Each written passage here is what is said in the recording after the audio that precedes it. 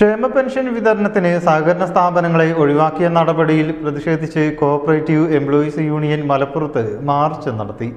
Joint registrar ഓഫീസിലേക്കാണ് March സംഘടിപ്പിച്ചത്. CITU സംസ്ഥാന secretary കൂട്ടായി ബഷീർ മാർച്ച് ഉദ്ഘാടനം ചെയ്തു.